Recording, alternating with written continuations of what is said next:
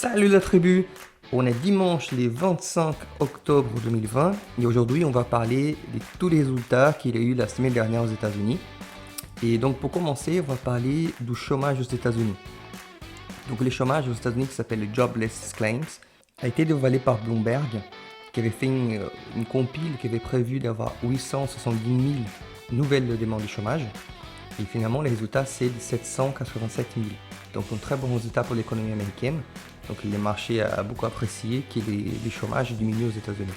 Mais maintenant, on va voir que tout ne va pas aussi bien que ça. Parce qu'on a eu les résultats, par exemple, des American Airlines. American Airlines, c'est la compagnie aérienne américaine. Et donc, si on compare les 9 derniers mois pour voir l'impact de la Covid, on va voir en fait que son chiffre d'affaires a beaucoup chuté. Donc, pour les côtés passagers, il a chuté de 64%. Et pour les frais aériens, il a acheté des 25%. En plus de ça, ils impactent d'autres business aussi. Donc, ils impactent Airbus, par exemple. Ils ont récemment décidé de retirer la totalité de commandes des 15 Airbus A330 qu'ils avaient passés. Maintenant, on va voir des meilleures nouvelles. Donc, on va parler de Tesla. Donc, Tesla, c'est l'action du moment. Donc, Tesla qui a dévoilé ses résultats aussi. Donc son chiffre d'affaires, il passe de 6,3 milliards, il passe à 8,7 milliards de dollars. Et son bénéfice, il a doublé. Et donc il est passé de 143 millions de dollars à 330 millions. Donc ça, c'est juste énorme. C'est Elon Musk qui arrive à faire une entreprise qui commence à devenir très rentable. Même si je pense que pour la bourse aujourd'hui, elle est vraiment trop chère par rapport à ses résultats. Mais ça commence à donner des résultats assez réguliers.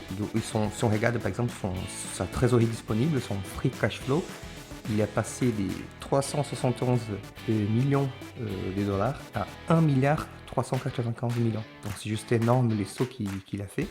Pourquoi il a réussi à faire ça? C'est qu'il y a une record des voitures livrées. Donc ils sont en train de construire 3 nouvelles usines. Et donc tout ça, voilà, il y a un super avenir pour Tesla. Comme je vous avais dit la semaine dernière, il y avait aussi les résultats de Netflix. Donc on pouvait s'attendre qu'avec la pandémie, tout ça, Netflix se porte de mieux en mieux. Donc cette année uniquement, ils ont 25 millions de nouveaux abonnés grâce au Covid dans les 2 derniers trimestres. Donc 15 au premier trimestre et 10 millions au deuxième trimestre. Et donc cette fois-ci, pour les 3e trimestres, ils ont eu uniquement 2,2 millions de nouveaux abonnés. Donc voilà, c'est pas beaucoup par rapport au trimestre d'avant. Donc voilà, au total, ils sont 195 millions d'abonnés. Et en fait, la façon qu'ils mesurent la rentabilité de Netflix, les marchés, c'est souvent par rapport au nombre d'abonnés. C'est comme ça qu'ils font des rentrées d'argent. Et donc les marchés avaient prévu un peu plus, pas beaucoup, ils ont raté 2,5 millions les nombres d'abonnés. Donc il y a une baisse de 5% de l'action, même si les chiffres d'affaires a quand même une hausse de 22% sur l'année. Même avec une hausse, les marchés peuvent des fois ne pas être très rationnels, on va dire. Maintenant, on va parler d'une appli que j'ai pas trop utilisée, c'est pas trop pour mon âge, mais c'est l'appli Snapchat. Donc Snapchat, la semaine dernière, a eu une super hausse en bourse de 24%. Donc c'est juste énorme d'avoir 24% dans une journée.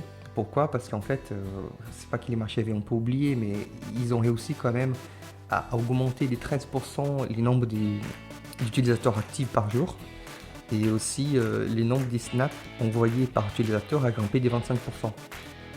Donc voilà, ça devient un peu à nouveau une appli qui est utilisée par les utilisateurs, elle n'est pas oubliée. Et surtout qu'ils ont commencé à faire des différentes actions en interne pour améliorer leur chiffre d'affaires. Et donc voilà, ils ont un chiffre en hausse de 50% en comparaison avec l'année dernière. Donc voilà, donc le marché, même si aujourd'hui, si on regarde son résultat, ils sont toujours pas rentables.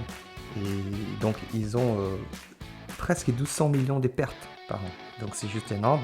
Mais malgré ça, les marchés l'aiment bien parce qu'ils voient qu'ils sont en train de remonter la pente. Donc voilà, c'était aujourd'hui un petit podcast juste pour vous donner quelques infos. N'oubliez pas de vous abonner, de laisser un like et laissez-moi un commentaire si vous voulez avoir un sujet sur le podcast. Merci beaucoup.